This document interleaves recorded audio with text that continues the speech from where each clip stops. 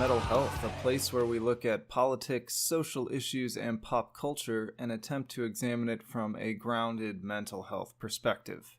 As always, while the opinions expressed on this podcast are informed by my own clinical experience and formal education, they are still very much opinions and should not be taken as a statement of fact. I'm not a researcher and accept that as a human being, my thoughts are as prone to bias and distortion just as much as anyone else's. But with that said, let's get on to today's topic. So this week I wanted to talk about Ted Bundy because the new Netflix documentary is out, and I have to say it is very good. It covers a lot of ground. It's very interesting. My wife and I were super engaged watching it and really couldn't stop. Like, we binged it in just 2 sessions, but if we had had the time, we easily could have watched the whole 6 or so hours that it is in one sitting. But I wanted to look at it today in sort of a different way than the documentary approaches it, because I think with Ted Bundy, his case really is larger than life, and it's easy to get lost in kind of the what he was doing and how he was doing it. Because, I mean, he does just so many interesting and strange, bizarre things and moving around all over the country, and he escapes twice in these really wild ways. And so I wanted to kind of step back from that and focus more on the why. And that's what's always fascinated me the most about serial killers more than anything else, is not what did they do and how did they do it, but why did they do it? What led these people to do these horrible, evil things? And maybe that's a good place to start, is that I kind of push back against the general idea of evil in terms of it as like a personality trait. I see evil as a behavioral thing. People are capable of doing evil, as opposed to seeing it as a blanket statement of this person is an evil person. There's certainly people out there who have committed enough heinous evil acts that it would be fair to kind of look at them in that way, but I still like to separate those things out. I like to separate humans and their behaviors. I think most people are capable of both a lot of good and a lot of bad, and if we look back at ourselves, I'm sure we can think of plenty of times we did both good things and not so good things that we're probably not proud of and hopefully have learned from and moved on from. I think it's this view of human nature is really important. We all have our flaws, and therefore that's why I really like the saying of, you shouldn't throw rocks when you live in a glass house.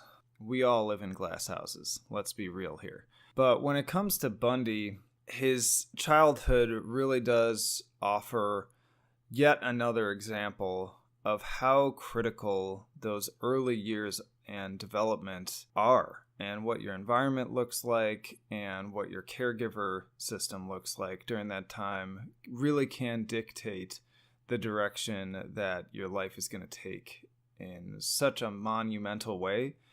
And I take it for granted because, again, this is my world. I'm a trauma specialist. I've worked with dozens of kids directly doing trauma work, and then hundreds by, working through other clinicians that work with me.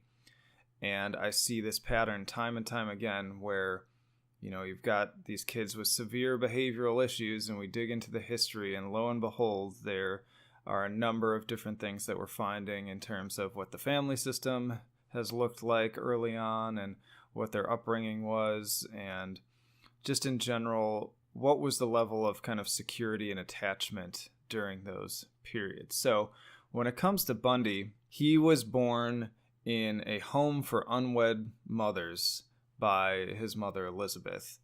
And actually, his father's identity was never determined. His mom stated that she was seduced by a sailor or maybe a veteran, and she even gave a name at one point. But I guess investigators never found a record of anyone that had that name. So it's really unclear exactly what was going on. So they just assigned paternity to some guy, and Bundy never truly found out who his real father was.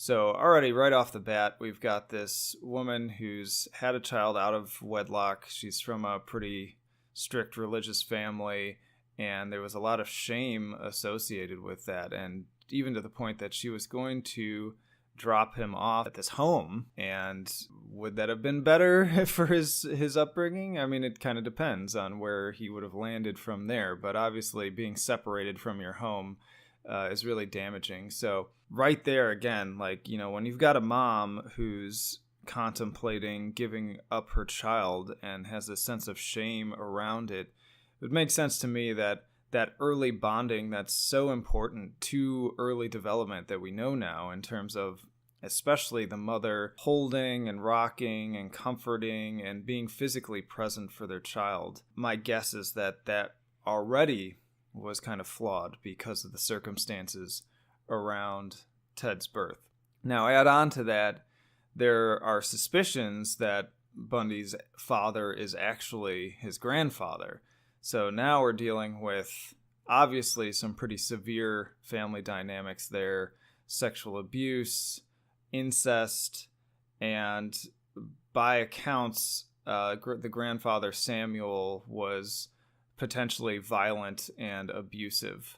I don't think there are necessarily documents proving that for sure, but there have been accounts both from Ted and I believe from other people in the family that this was the case. And that would make sense to me, because when I look at kids, especially young men, who have a lot of violent tendencies, and especially when I notice that those violent tendencies tend to be towards their female caregivers and other adult females in their lives, it often comes out of some sort of domestic violence situation, or in this case, much more severe than that. There were times where Bundy said that his grandfather actually beat his grandmother and was abusive towards her, in addition to being abusive towards his mom. Described him at one point as a tyrannical bully, although this was kind of varied. Sometimes he spoke positively about his grandparents, and that's kind of the very serial killer thing, to not be very consistent in what you have to say. And often what you're saying is just a form of manipulation. But in any case, supposedly he was abusive towards the women in the family. He at times also described his grandmother as very timid and obedient. I guess she suffered with depression. There's even something I found that said that she was undertaking electroconvulsive therapy for this.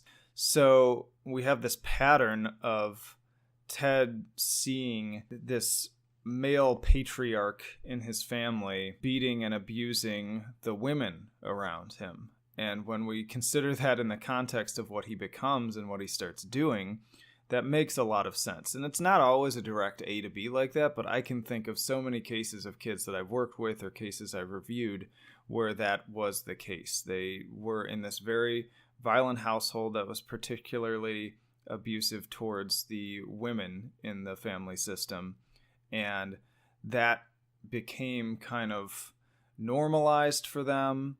And also, of course, there's not a lot of room there for kind of that loving connection with the female character that's supposed to happen. Again, it's just, I hear case after case after case. And whenever I look into these things happening, like particularly whenever a crisis happens, like whenever I hear about an active shooter, whenever I learn about a new serial killer that I don't know about yet, whenever I get a new case of, a youth that we're working with that is struggling with these violent tendencies, or sometimes it's not violence too. It can also be suicidal, self-harm, problem sexual behavior. One of the first things I always look at is their early childhood, particularly those first 3 years, because that is when the most rapid brain development happens. From the time you're born to age of 3, that is where all the lower areas of your brain are really quickly developing. In fact, if you look at it like a graph, there's this steep incline during that period where most of those structures are fully developed during that time. And then your neocortex, which controls your, impulse control and reasoning and logic, and kind of the part of the brain that helps monitor that lower part of the brain, isn't finished developing until you're 25. But if you're considering what's developing in those first 3 years, it really has an impact on your day-to-day functioning, because what it really is kind of your emotions and your fight or flight responses and kind of the more basics, more animalistic kind of tendencies. So it makes sense then, if you consider it, that if you're in a very violent, disruptive, unsafe environment during that period, then your brain is getting miswired in a way. I mean, it's like literally you're forming neuronal connections that are not the way that they're supposed to be. So instead of developing this sense that I'm cared for, I'm fed when I need to be fed, I'm comforted when I need to be comforted, I know that if I'm in, distress and I'm crying and I'm hungry or I'm in pain or I'm, whatever, that there's somebody who comes and comforts me and cares for me. And there's this misconception that even I believed in for a long time, that, the kind of cry it out perspective, that the best way for, an infant to learn a sense of self-regulation is to allow them to do that on their own and just, let them cry until they learn to, soothe themselves and stop crying. But that's actually counter to what we're finding for the most part nowadays. What we're finding is that somewhat counterintuitively, it is that co-regulation, that act of usually the mother, but also the father, being present and being there to comfort them, and especially physical touch and holding them and rocking them and soothing them in those ways. That is actually what helps the youth learn self-regulation.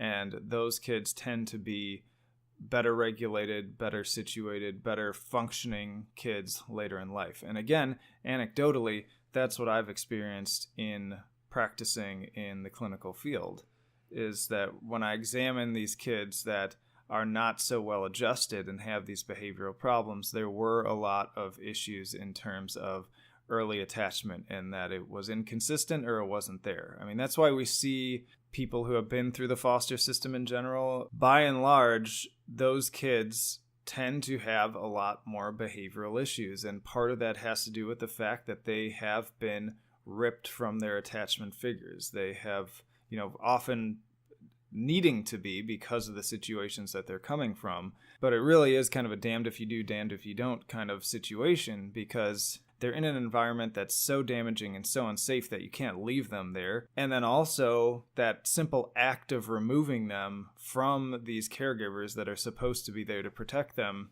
is also incredibly damaging. And you see this in foster kids, particularly who have been bounced from home to home to home. They don't develop that sense of safety and security. Trust is a big piece of that as well. I mean, you get them testing limits a lot because they're not confident that these new caregivers that they're living with are truly going to be willing to accept them even at their worst. And so that's why it's very important for foster parents and adoptive parents to recognize that and know that these kids are going to test you and push your buttons, and it's not because they're mean or they're bad kids or whatever. It simply is a form of survival, really. They want to see if you can truly handle them, and they have this very confused sense of attachment and lack a lot of skills that allow them to feel safe and become successful in these homes. And you have to be able to work through that and kind of meet them where they're at. It's very important. And unfortunately for poor Ted, that didn't happen. And some people get mad even that, I call him poor Ted, but the fact of the matter is, I don't disagree at all with the final outcome for him. I'm not anti-death penalty personally.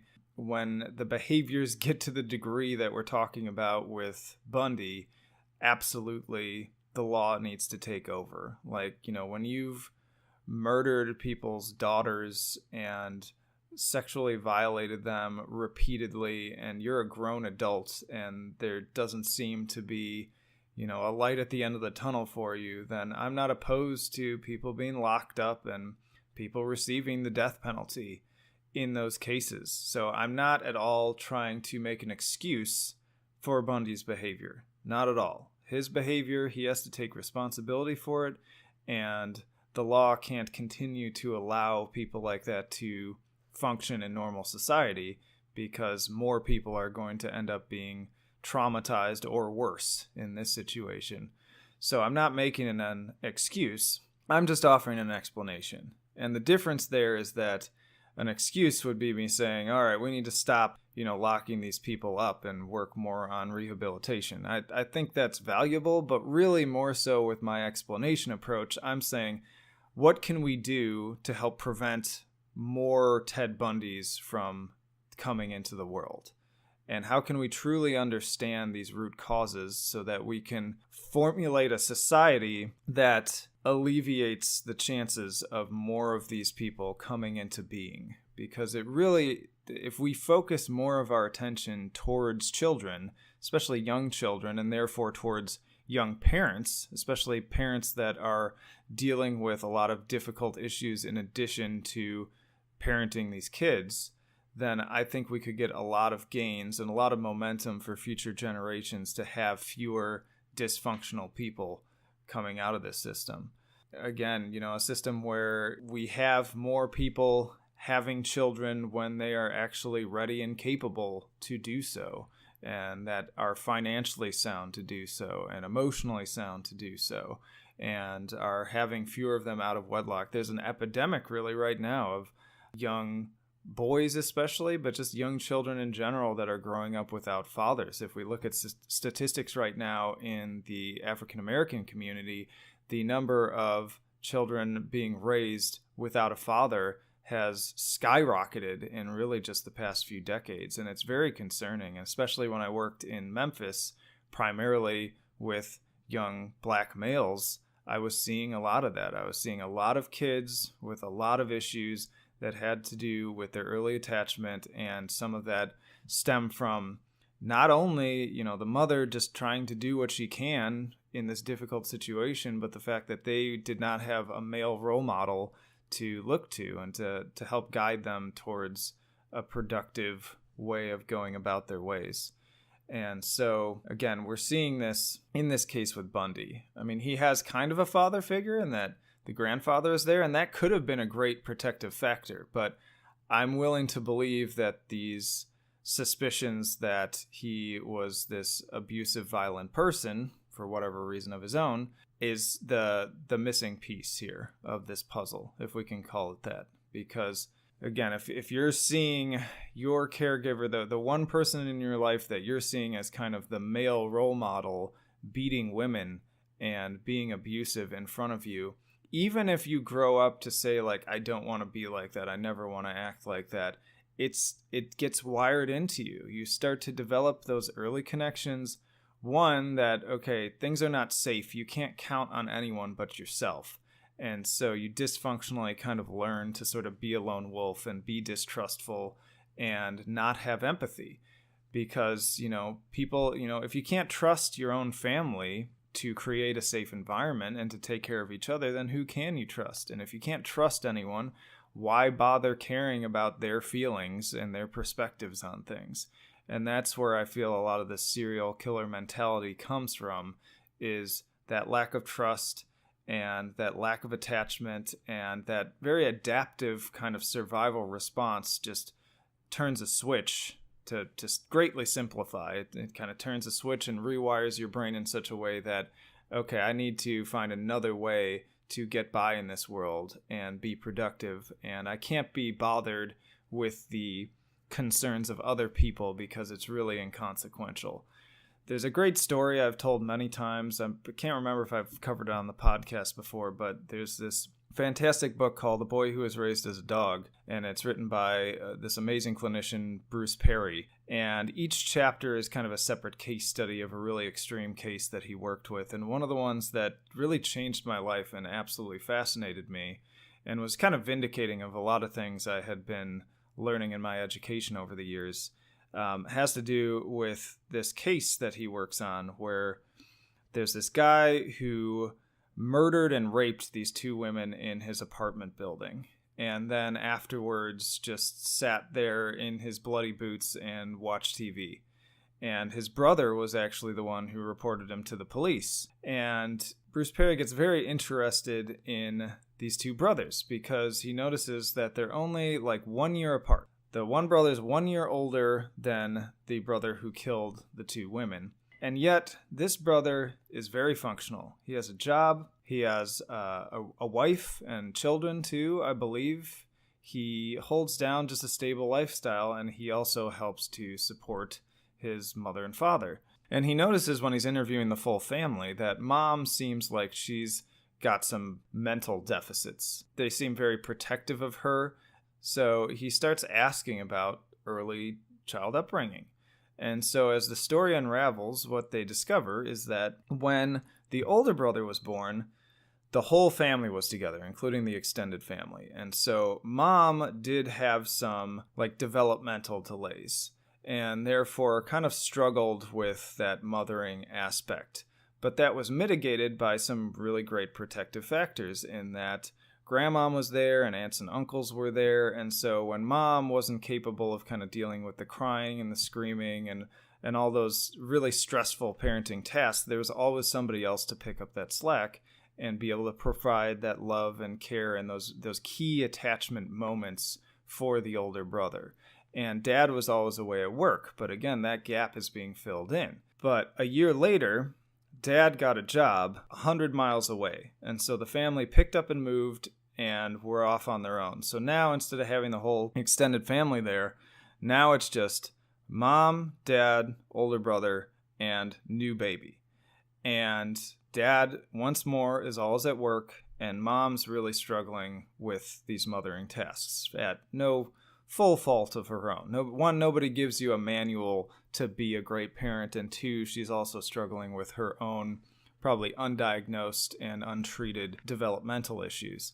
And so what would happen, by their accounts, is that when the baby would cry and cry and cry, mom wouldn't know what to do, and so she would take older brother and they would just go for walks, and they would just leave the baby crying in his room.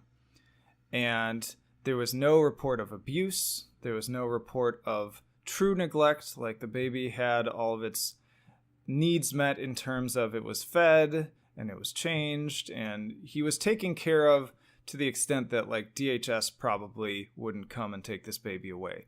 But again, he's in this bubble where he's kind of on his own. He's learning as an infant that nobody's coming to care for me. Nobody's coming to take care of me. Nobody maybe even cares that I'm in distress right now. And so therefore, what's the point? And, eventually learn to stop crying, but in a very dysfunctional way, in that it's kind of like, why ask for help? Because it's not worth it. Nobody's coming to save you. And then started to have behavioral problems throughout his life that were unfortunately treated with more kind of cognitive behavioral techniques, which really just made him more intelligent and kind of savvy and manipulative, but didn't work on that emotional element that was missed. And we found that, when you catch on to that, when you do more attachment-based therapy and more emotionally focused therapy, that can be very reconstructive. Our brain is actually quite malleable and can make changes to get rewired. I often frame good therapy as a form of non-invasive brain surgery because you're literally reforming and reattaching neuronal pathways that were previously wired in a way that were creating problems. And I've seen the results of that, and there's been a lot of growing stuff in the field of neuroscience to show that this actually is a thing that can be done. The brain can be rewired and regrown in positive and exciting ways, leading to great outcomes. But in this situation, that did not happen. And again, going back to Ted Bundy, that did not happen.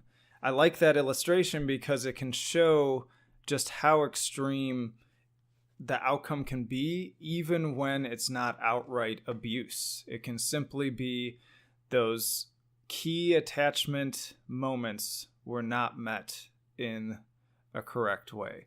And then if you add on to that more extreme things like sexual abuse, physical abuse, domestic violence, what have you, things can really get out of whack. And I feel like that's what happened with Bundy here, is those attachment experiences were not adequately met.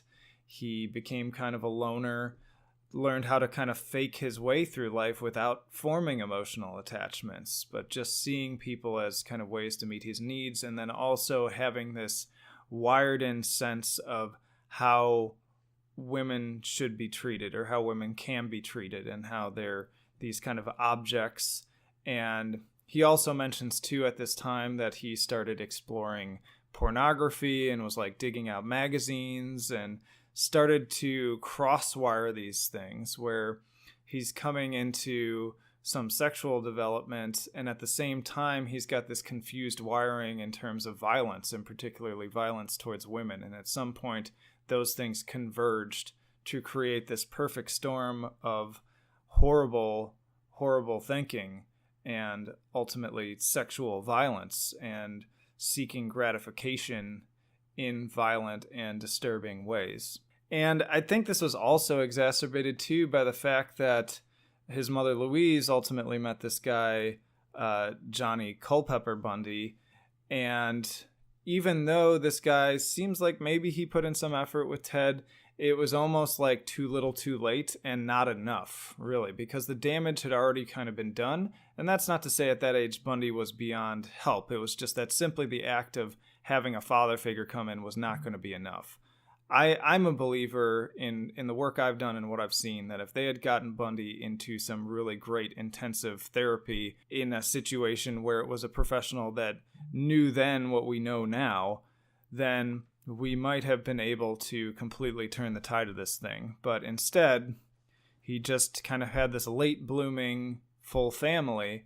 And then on top of that, Johnny and Louise had 4 more children of their own.